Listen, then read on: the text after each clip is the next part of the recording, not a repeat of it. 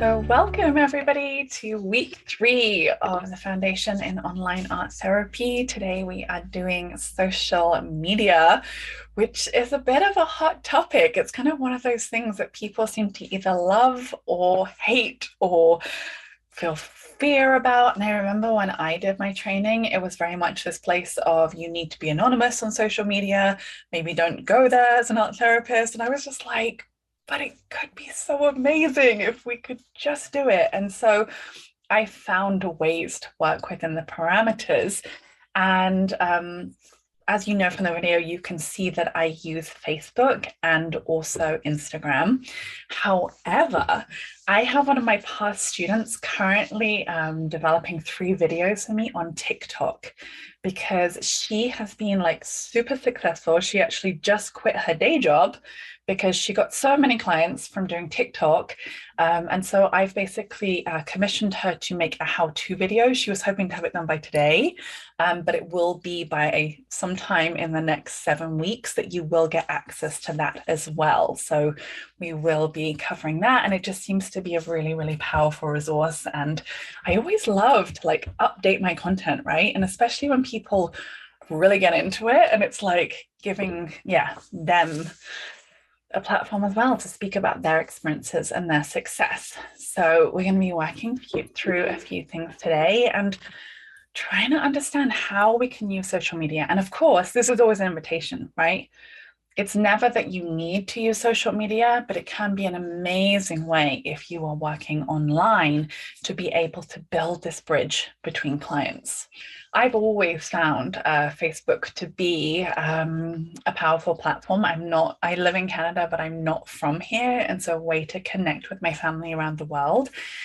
But I also know it has many pitfalls, especially after I watched The Social Dilemma. It was like very eye-opening for me at the level of, I don't even know what the word is, manipulation that they are doing. So I can see both the positives and negatives, but for me and my business, it has been a very powerful tool for bridging relationship and creating connection and having a way for people to connect with me and actually get an experience of working with me. And through my Facebook group, I do live projects every month.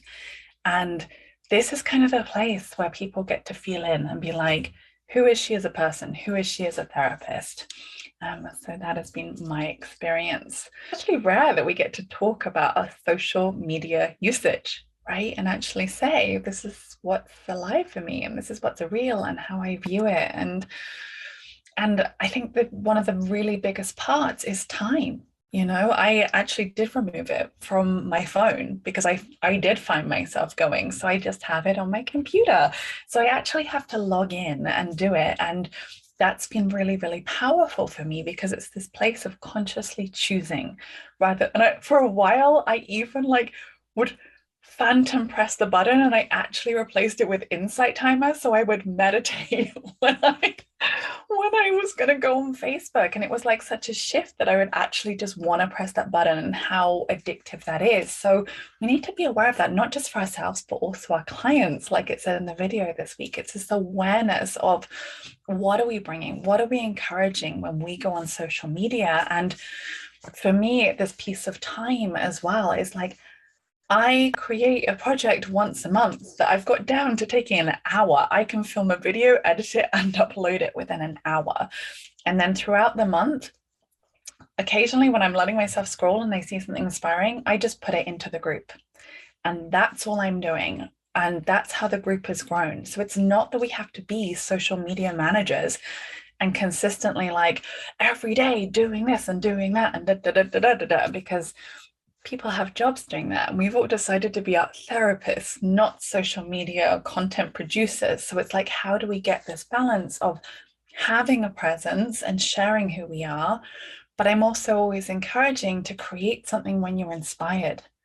So it's like that moment that you're like, oh, I love this, getting a video of it or taking a photo. So it's not that you're having to kind of program and I'm going to create this content and do this. It's this actual unfolding of what feels in alignment for you and also what's going to feel in alignment with your clients.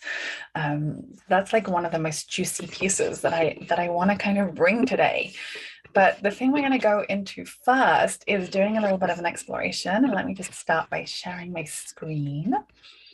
Okay, so this is our first brainstorm that we're going to do today. So, how do you want your clients to feel on social media? We're not talking about what the content is. We're actually talking about what do we want them to get out of this? What do we want them to feel? And one of the things that I teach and I love to think about is limbic resonance. How can I feel or allude to in my body or create the feeling in my body that I want my clients to feel? And for me, it's the same with social media. How do I want my clients to feel?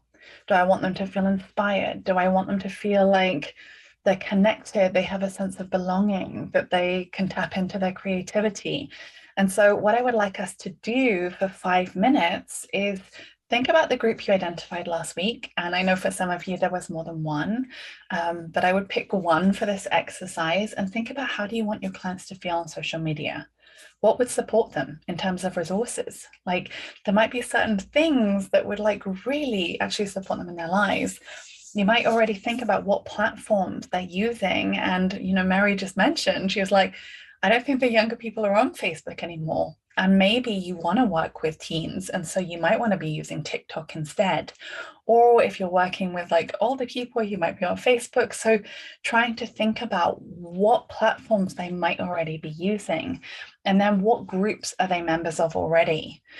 So thinking about like, oh, okay, my client might belong to a group, grieving mums could be a group that you might find on Facebook, right? So it might be that you actually type it into the search engine. It might be that you just generate some of the kinds of groups that they might already have joined.